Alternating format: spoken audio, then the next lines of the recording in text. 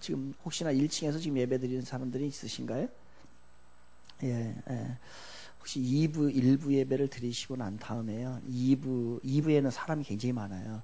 그래서 다 못 들어오십니다. 그래서 1부에서 밑에서 예배 드리는 분들이 많이 있거든요. 혹시나 여러분들이 1부 예배 드리고 2부 예배에 저희 카페를 이용하실 때는 좀 예배 중이니까요. 많이 절제를 해 주시길 바라겠고, 그리고 예배가 끝나기 전까지는 뭐 음식을 차린다든지 그리고 왔다 갔다 한다든지 그렇게 하지 마십시오. 그대로 예배가 중요합니다. 밥 안 먹어도 돼요. 밥 안 먹어도 되고 영적으로 채워야 되니까요. 그리고 우리 2부 예배는 어르신들이 계셔요. 그분들은 올라오지 못하기 때문에 거기서 드리거든요. 조금만 산만하면은 이게 집중이 안 됩니다. 영상으로 드리기 때문에. 그래서 여러분이 그렇게 양해를 해주시길 바라겠고요. 가능하면 2부에는 예배를 잘 집중할 수 있도록 도와주시고요. 그리고 예배 시간에 잡담하지 말고 막 소리 내지 말고 그렇게 부탁을 드리고, 또 아이들 왔다 갔다 하지 못하도록 여러분이 부탁을 드리도록 하겠습니다. 다시 한번 하겠습니다. 뼈가 마르도록 근심을 하세요. 맞는 말인가요? 근심을 뼈가 마르도록 하라는 얘기예요. 지난주 수요일 날에 있었던 일입니다. 수요일 날에 우리 김주혜 얘기를 또 해야 되겠네. 우리 김주혜가 이제 수원에 갔어요.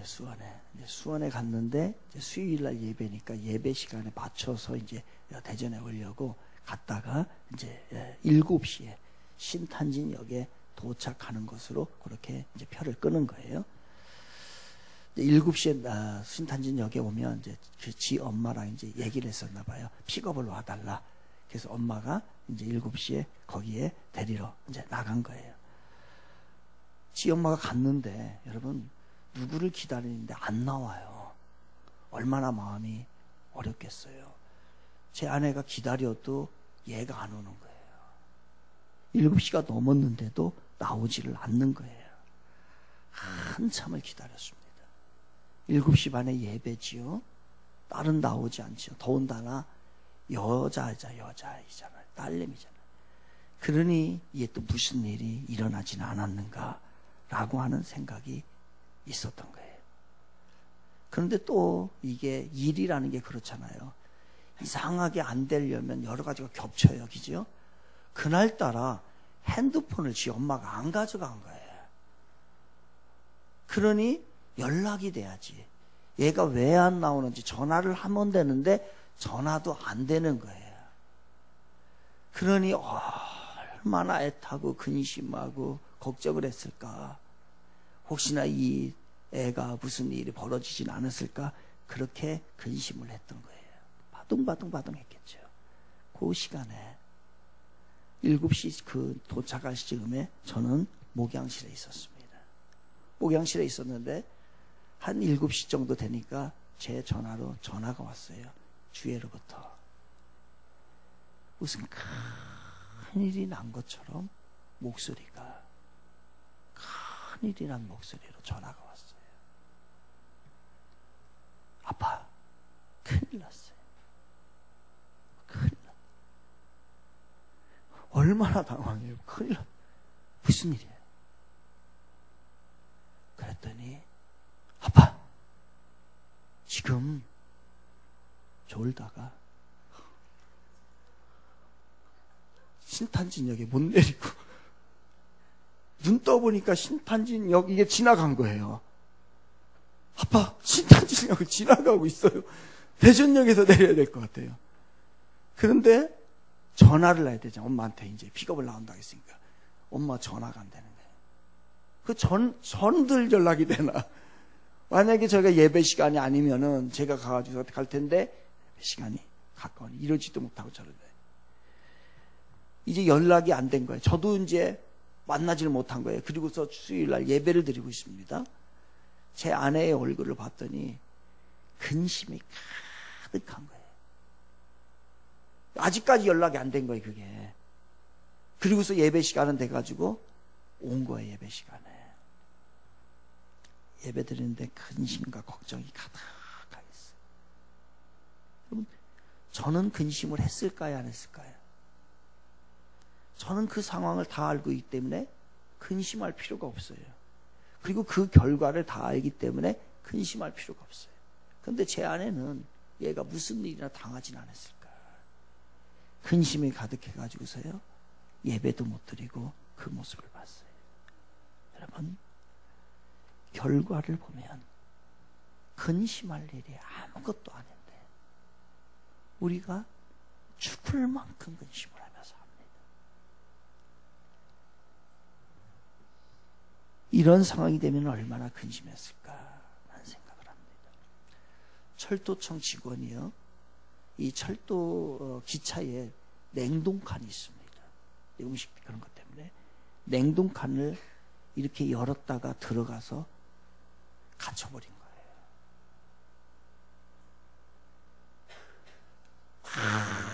두들깁니다. 열어달라고. 근데 반이니까 열 수가 있어야지. 못 열었어요. 두들겨도 사람이 없는 거예요. 그리고 난 다음에 이 직원이, 철도청 직원이 7시간 만에 죽었어요.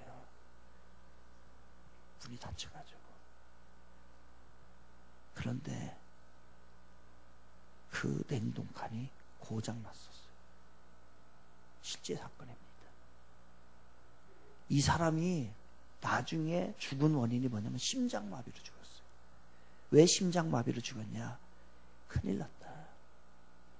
나 이제 냉동칸에서 얼어 죽겠구나. 자기가 얼어 죽을까봐 걱정, 근심을 하다가 7시간 만에 심장마비로 죽게 되었습니다. 나중에 보니까 그 냉동칸이 고장이 나가지고 아무 문제도 없었던 거예요. 그 사람은 얼어 죽은 게 아니라 뭐 때문에 죽은 거예요? 근심하다가 죽은 거예요. 지난 주인가 제가 이 예화를 한번 드렸습니다. 제2차 세계대전 때에 전쟁에서 죽은 사람이 30만 명이라고 해요.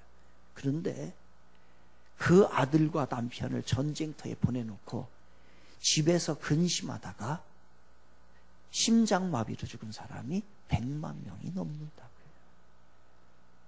전쟁을 치르다가 죽은 사람보다 근심하며 죽은 사람이 더 많습니다. 실제로 이럴 수 있답니다. 미국의 찰스 메이오 박사가 이렇게 얘기를 했어요. 근심은 순환기관과 심장, 임파선 및 모든 신경계통에 영향을 주어 건강을 크게 해쳐서 근심으로 죽는 경우가 많다라고 했습니다. 의학적으로. 그러니까 근심을 하다가 사람이 죽는 거예요. 우리의 근심은요, 이렇게 사람을 무기력하게 만듭니다. 앞으로 나아가려고 해도요, 이 근심 때문에 나아가지를 못해요. 이 근심 때문에 병이 들어요. 이 근심 때문에요, 우리의 수명을 단축시켜 버립니다. 그래서 근심을 뭐라고 하냐면 백해무익이다라고 얘기를 해요. 성경도 이것에 대해서 증언을 합니다. 잠언 17장 22절에는요, 심령의 근심은 뼈를 마르게 하느니라. 그러니까 근심하다가 어떻게 하는 거예요? 뼈가 말라서, 근심하느라고 뼈가 말라서 우리는 죽게 된다는 거예요. 그러니 근심은 인간에게 있어서 독입니다. 독. 우리를 살리는 게 아니라, 문제를 해결하는 게 아니라 뼈가 말라 죽게 하는 것이 바로 뭐냐면 우리의 근심이에요. 그럼에도 불구하고, 이렇게 알매도 불구하고 근심으로부터 떠나 살 수가 없어요. 눈만 뜨면 근심입니다. 눈만 감아도 근심이에요. 꿈에서도 근심 걱정 우리에게 심합니다. 어느 교회 집사님이 너무 근심이 많아가지고 하나님 앞에 기도했어요. 하나님, 나 근심 좀 없애주세요. 그랬더니 하나님이 정말로 근심거리가 싹 사라졌어요. 그랬더니 나중에 그 집사님이 하시는 말씀이 뭐라고 하냐면요, 요즘은 근심거리가 없어서 걱정이래. 우리가 이래요. 우리가 근심거리가 있어도 걱정, 근심거리가 없어도 걱정, 눈을 떠도 걱정, 눈을 감아도 걱정. 우리가 얼만큼 근심을 많이 하는 줄 아십니까? 근심을 너무 많이 해가지고서요, 위에 빵꾸가 나요.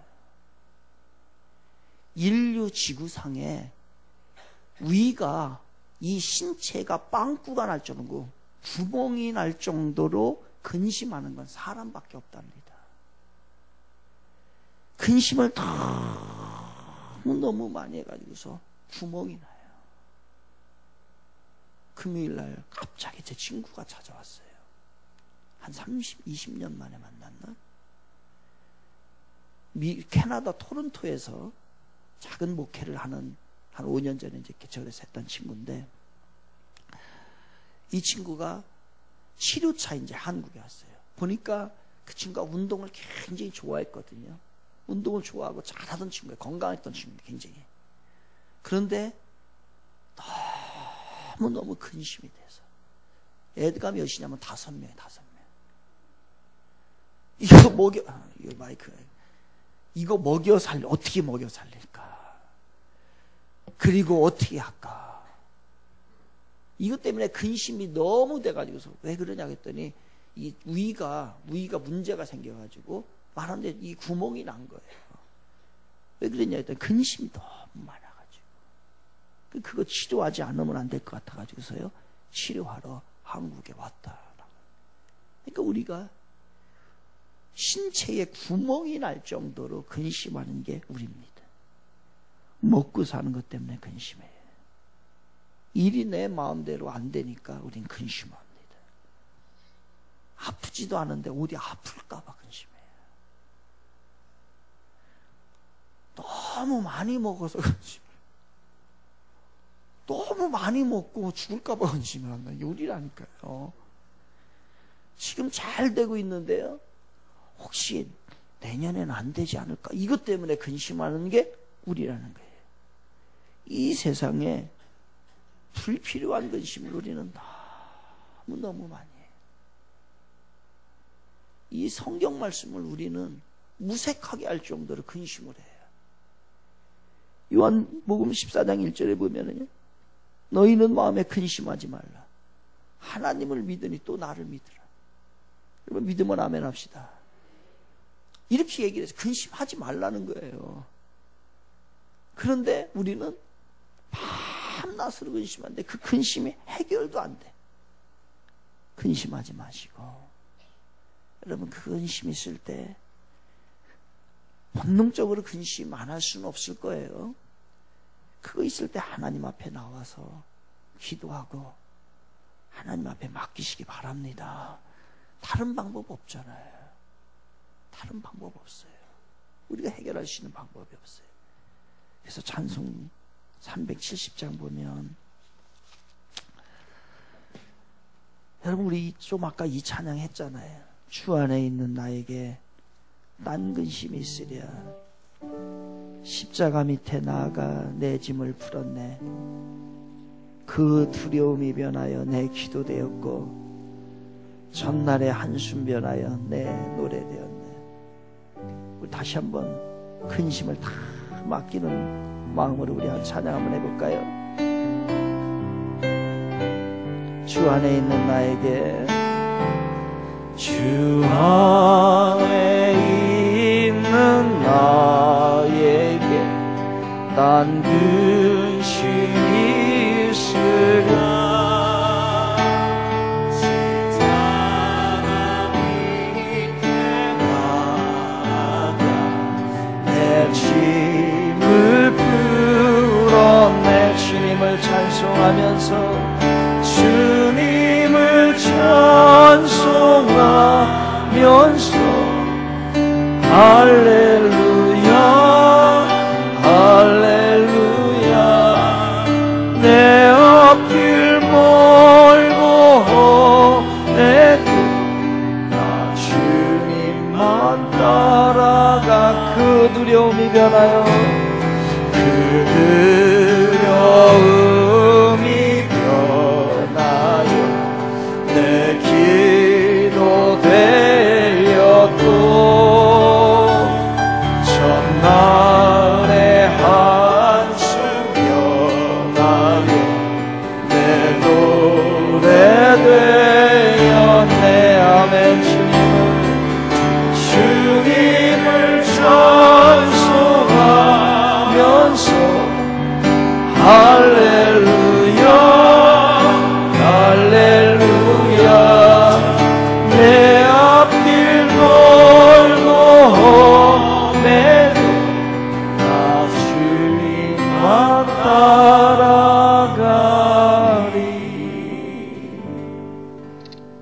찬양을 부르면서도 근심이 돼요, 지금요. 그죠? 이 찬양을 부르면서 이게 우리 모습이에요. 이 근심이요. 여러분, 너희는 마음에 근심하지 말라. 하나님을 믿으니 또 나를 믿으라. 맡기시기 바랍니다. 진짜 근심이 생기면요, 위에 구멍이 생기니까 앞에 할 필요 없어요. 하나님 앞에 맡기. 기도해, 기도해가지고서 안 되는 일이 하나도 없습니다. 기도 안 하니까 안 되는 거예요. 기도 안 하면은요, 기도하지 않으면 근심이 커집니다. 근데 진짜 기도하면 근심이 사라져요. 기도하지 않기 때문에 근심이 커지는 거예요. 죽을 때까지 근심하는 거예요. 죽을 때까지. 그런데 꼭 필요한 근심이 있어요, 여러분. 이런 거 근심하는 게 아니에요, 우리는요. 우리 크리스천들은 이런 거 근심하는 게 아니에요. 우리가 반드시 해야 될 근심 있는데, 그 근심은 뼈가 마르도록 근심해야 합니다. 그 근심이 뭐예요? 오늘 본문의 9절에 하나님의 뜻대로 하는 근심이라는 거예요. 이거는 뼈가 마르도록 근심하라는 거예요. 무슨 근심이에요? 영적 근심이에요. 영적 근심. 세상 근심은 많을수록 마음이 어둡고 우울해져요. 불안하고 두려움이 증폭됩니다. 근심 많이 하세요. 얼굴 다 상해요. 마음 다 상해요. 육체 어디 하나 제대로 안 됩니다. 피도 안 통해요. 세포가 다 죽어버려요. 마치 제 친구처럼요, 아주 근심 안 하고 얼굴이 싹 망해지고요, 그리고 위가 망해지고 삶에 의욕이 없고요, 모든 것이 다 그렇습니다. 그러나 하나님이 주시는 근심이 있어요. 이 하나님이 주신 근심은 많으면 많을수록 우리에게 유익합니다. 하나님의 뜻대로 하는 근심은요, 영혼이 맑아집니다. 하나님의 뜻대로 하는 근심은 우리에게 기쁨이 있고 평안이 있고요, 우리의 영혼에 새로운 삶을 허락해 주실 줄 믿습니다. 그래서 우리는 근심을 할 때 하나님의 뜻대로 하는 근심이에요. 이게 뭐예요? 그럼 영적 근심이 뭐예요? 우리가 해야 할 근심은 세상 것이 아니에요. 하나님의 뜻대로 하는 그 영적 근심인데, 오늘 본문의 배경이 그런 겁니다. 사도 바울이 고린도라고 하는 교회를 개척을 했어요. 그 교회를 개척했는데, 그렇게 힘든 상황에서 사도 바울이 그 교회를 자기의 모든 것을 다 바쳐서 그 교회를 개척을 하고, 바울이 이제 그곳을 떠납니다. 떠났는데 들려오는 소문이 무슨 소문이냐면요, 그 교회가, 그렇게 예수 그리스도의 핏값으로 세워진 그 교회가 부도덕한 일을 하는 거예요. 성도들이 정적으로 타락을 하고 하는 일마다 죄를 짓고, 그리고 교회가 분파가 돼가지고서 나눠져 가지고 있어요. 서로 간에 싸우는 거예요. 지금 한국 교회가 어디까지 온지 아십니까? 한국 교회가요, 한국에 있는 서울의 서울교회라고 하는 어떤 교회는요, 이제 담임 목사님의 당회장직이 정지가 돼버리고, 관선 이사가, 변호사가, 세상에서 파송한 변호사가 당회장, 담임 목사의 권한을 대행을 하고 있어요, 지금요. 그 사람은 그 큰 교회를 대표하는 사람이 누구냐면, 믿지도 않는 사람이 들어와 가지고서 담임 목사의 일을 하고 그렇게 처리를 하라고 지금 파송을 했어요. 왜? 교회가 분열돼 가지고. 가깝게는 침례신학대학교도요, 서로 이권 다툼하려고 해요. 총장이 권한을 정지시켜 버리고요, 관선 이사가 들어와 가지고서 전혀 믿지도 않는 사람들이 와서 신학교를 운영을 하는 거예요. 지금 이 정도예요. 그 교회가, 고린도 교회가 예수님의 핏값으로 세웠다라고 하는 그 고린도 교회가 서로 나눠져 가지고서 막 분탕질을 하고 있는 거예요. 또 성도들은 믿음을 다 잃어버리고 교회가 어지러워지고 이런 가운데 있었어요. 이때에 이 소식을 들은 사도 바울이 고린도 교인들에게 책망을 합니다. 음행 같은 일은 그 악한 일을 떠나버려라. 그렇게 이것이 내가 어떻게 이것을 떠날 건가, 그것을 근심하라는 거예요. 먹고 살거 하지 말고 시끄럽게 분쟁하는 거 그거 중단하라는 거예요. 어떻게 중단을 시키고 어떻게 교회가 정상화시킬 건가, 이것을 밤낮으로 근심하며 그 교회를 세워나가라. 근데 그 중에 그런 와중에도 그렇게 하지 않는 거예요. 어떤 사람들은 그냥 세상 근심을 하는데 교회가 세워지는 근심을 하지 않는 거예요. 하나님께 영광을 돌리며 살아라. 그런데 여전히 세상 것 사는 것에 하는 거예요. 그렇지 않으면 의로우신 하나님께서 심판하실 건데 그 심판을 너희들 면하지 못할 것이야. 그 심판을 면하기 위해서, 악에서 떠나기 위해서, 하나님의 영광에서 벗어난 우리들이 그 마음, 하나님 이 마음 어떻게 합니까? 이 교회 어떻게 합니까? 라고 하는 마음을 가지고서 이 교회를 세워나가기 위해서 근심을 하라는 거예요. 어떻게 했어요? 고린도 교인들이 근심하기 시작합니다. 하나님 어떡할까요? 그래서 그들이 바울의 이 권면을요 100% 받아들여서 그들의 어리석음을 깨닫게 되고 영적 근심을 하게 되고, 그리고 그들의 자신들의 허물과 부족함을 깨닫고요 하나님 앞에 나아가는 그런 모습인 거예요.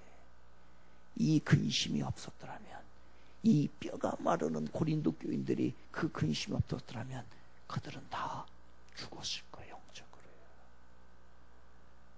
우리가 해야 할 근심이요 세상 근심 아닙니다.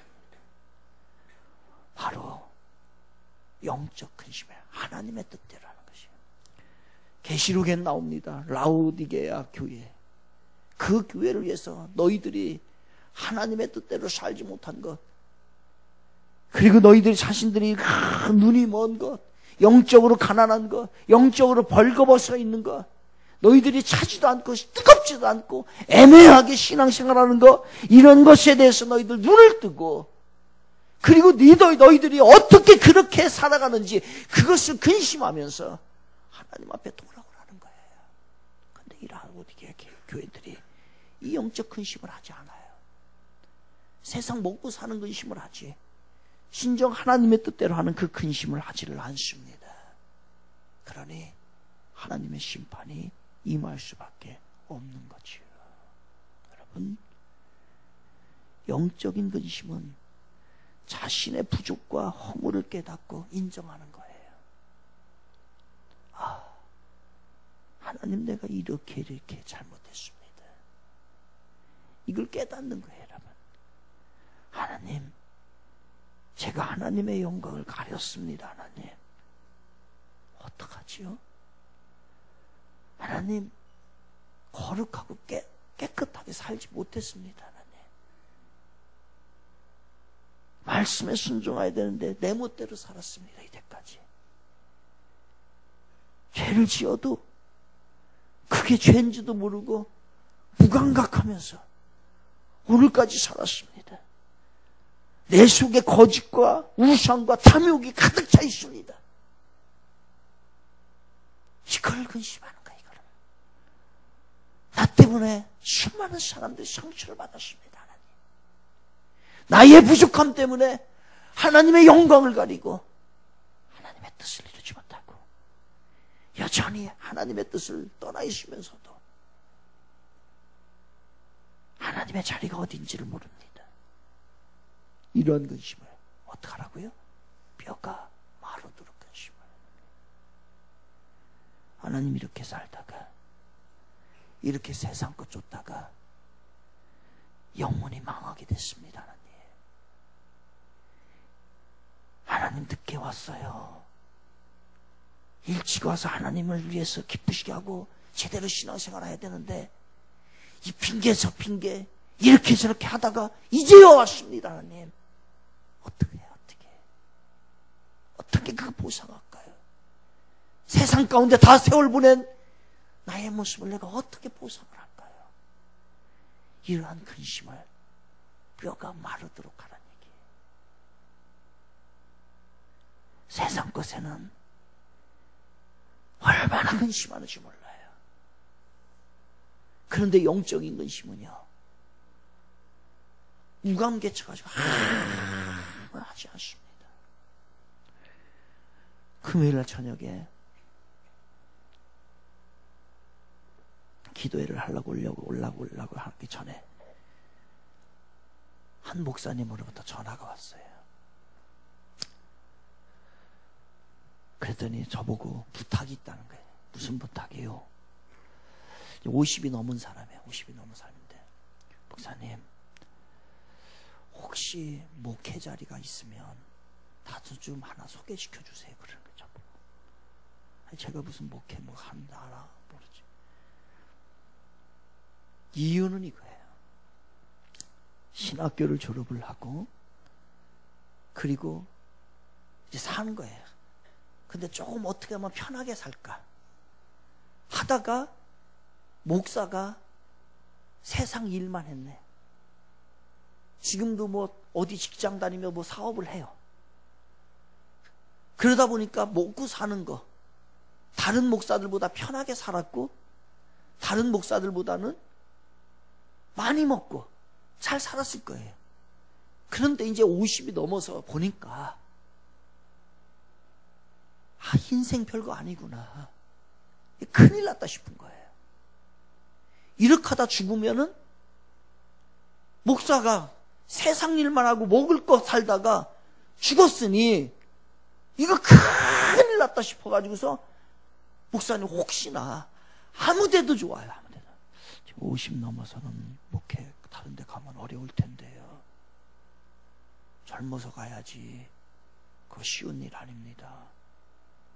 아니 목사님, 내가 거기 가서 죽어도 괜찮아요. 그러니까 지금 찬밥 더운 밥을 가리지 않고 목회만 할 수 있다면, 하나님의 일만 할 수 있다면 어디도 좋다는 거예요. 그러니 그런데 혹시 알면은 저보고 소개시켜 달라는 거예요. 제가 그건 잘 모르지만은 혹시나 어디에서 그런 일들이 발생을 하면 목회지가 나오면 제가 목사님한테 소개를 하겠습니다. 충분히 이해갑니다. 영적 근심은요, 오늘 하나님이 우리에게 하라고 하는 근심은 먹고 사는 것 때문에 걱정하는 게 아니에요. 여러분 지금 이거 걱정하고 있습니까? 그래서 위에 구멍이 났어요? 여전히 지금 이 저급한 이 근심과 걱정 때문에 여러분의 인생을 허비하고 계세요? 돈을 못 벌어서 하는 근심입니까? 남보다 조금 높이 올라가지 못해서 자랑거리가 있어야 되는데 자랑거리가 없어서 그 자랑거리 찾으러 다니느라고 오늘도 전전긍긍하면서 살고 있지 않아요? 나 자신을 바라보며 하나님 앞에서 바로 서지 못한 것. 나는 왜 이렇게 살지? 나는 왜 하나님 앞에 바로 살지 못할까? 하나님, 나는 왜 바른 목회를 하지 못해요? 난 바른 목사가 되지 못할까? 이런 거. 어떻게 하면 바른 신앙 가질 수 있어요, 하나님? 어떻게 하면 나도 좀 이 땅에 살아갈 때 신실하게 좀 살아갈 수가 있을까요? 어떻게 하면 인생 부끄럽지 않게 하나님 앞에 기쁨이 되는 인생으로 살 수 있을까요? 이런 근심이에요. 이런 근심. 죽을 때까지 뭐 먹을까? 뭐 살까? 뭐 누릴까? 어디 갈까?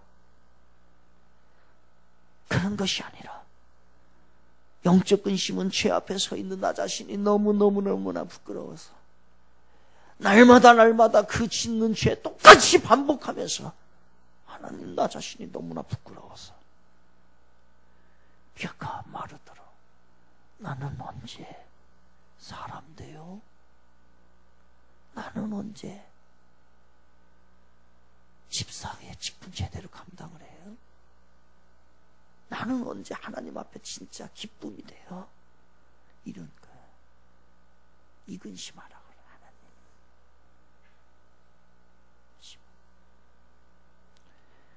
다윗은 죄를 짓고 났어요. 너무너무 부끄러운 거예요. 하나님 앞에 죄송스럽고. 그래서 자기의 뼈가 녹는 듯한, 자기 뼈가 녹는다고 고백을 합니다. 사람들은 살면서 많은 잘못을 저지르면서도 인정하지 않아요. 뭉개버리거나 적당히 얽어버립니다. 모면만 하려고 하고요. 의도적으로 모른 채 해버려요. 이렇게 살면 본질적으로 이게 해결이 안 돼요, 여러분. 안 됩니다. 똑같은 잘못을 매번 해요. 여러분, 벌써 올해도 4개월, 벌써 4개월 정도가 다 지났어요. 작년에 똑같고 올해 똑같고 이렇게 가면 내년도 똑같고 똑같아요. 하나님 앞에 제대로 한번 서지 못해요. 죄를 도려내지 못한 것을 근심하는 거예요. 도려내야 되는데 지금까지 변화되지 못한 것을 근심해야 돼요, 여러분. 예수 만난 지 언젠데 지금까지 내 멋대로 산 거 근심해야 해요. 지금까지 충성하지 못한 거 뼈가 마르도록 근심해야 될 줄로 믿습니다. 이제까지 화송세월한 거 근심해야 돼. 지금까지 순종하지 못하고 불순종하고 살았던 거, 사랑하지 못한 거, 더 기도하지 못한 거, 더 말씀대로 살지 못한 거, 더 하나님 앞에 가지 못한 거, 이것 때문에 눈만 떠도 근심, 눈을 감아도 근심하는 거예요. 나 자아가 완전히 깨어져서 하나님의 작품이 되지 못한 거 근심해야 돼. 세상의 물질 다 쏟아붓고 하나님 앞에 제대로 헌신하지 못한 거 근심해야 돼. 하나님의 말씀 결국 이걸 겁니다. 너희는 세상 것에 근심하지 말라. 영적인 근심을 뼈가 마르도록 해라. 이거예요. 시편 51편 17절은 이렇게 말씀합니다. 하나님께서 구하시는 제사는 상한 심령이라. 하나님이여, 상하고 통회하는 마음을 주께서 멸하지 아니하시리라. 상한 심령. 하나님이 그 상한 심령을 내놓을 때 멸하지 않으시고 기뻐하시고 위로해 주시고 함께 해 주시고, 그거에 대해서 지적하는 것이 아니라 다시 할게, 다시 하자 라고 시작하는, 그걸 하나님 앞에 내어놓을 때 이게 우리의 근심인 거예요. 세상 근심은 영혼을 병들게 합니다. 신앙 갉아먹어요. 육체를 죽이는 결과를 가져옵니다. 하지만 영적 근심은 영혼을 치료하고 신앙을 세우고 육체를 살리며 마음의 평안을 주실 줄로 믿습니다. 이제 세상 근심은요, 우리 십자가에 맡깁시다. 이 세계가 이 무슬림으로 지금 다 잠식되는 거, 이게 근심거리가 돼야 돼. 지금 거지처럼 교묘하게 위장해서 성도들을 다 유혹하는 이 천주교가 확산되는 거, 이단들이 확산되는 거, 이런 거를 근심하셔야 돼요. 지금 우리의 자녀들이 동성애로 인해서 다 무너질 거, 세상이 하나님의 뜻에서 떠나서 한국 교회가 지금 다 흔들리고 제대로 세워져 가지 못하는 것, 이런 거를 보면서 내 마음에 근심 걱정이 가득하여 합니다. 이런 근심은 없고, 이런 근심은 다 외면해버리고, 나 먹고 사는 거, 나 잘난 거, 이거에만 한다고 한다면 이건 하나님의 뜻에 의한 근심이 아니에요. 하나님 그 사람 사용할 수가 없어요. 어떻게 하면 더 열정적으로 하나님 섬길까? 어떻게 하면 더 순종하지? 어떻게 하면 더 성령 충만 받을 수 있을지? 어떻게 하면 더 성도들을 어떻게 사랑을 할까? 어떻게 하면 조금 더 깨끗하게 살까? 어떻게 하면 시간을 허송하지 않고 하나님의 뜻대로 제대로 살 수 있을까? 어떻게 하면은 예수의 복음으로, 예수의 생명으로 온전한 모습으로 내가 변화될 수 있을까? 이 근심이 우리의 근심이 되어서 이제 이 근심으로 인하여 뼈가 마르기를 바랍니다. 뼈가 마르기. 그때에, 그러할 때에 우리 하나님이 우리를 세워주실 것이고 더 은혜 주실 것이고 여러분과 함께 하실 줄 믿습니다. 그 사람이 일꾼인 것이고 그 사람을 기대하는 것이고 그 주님의 마음을 품고 그 근심을 하는 자를 하나님이 크다 일컬음을 받는 것이고 그 사람을 원하고 계신 거예요. 제약된 거 세상 것에 병들지 마시고 영적으로 회복되어서 마지막 생애가 복된 인생들 다 되시기를 주님의 이름으로 축원을 드리겠습니다.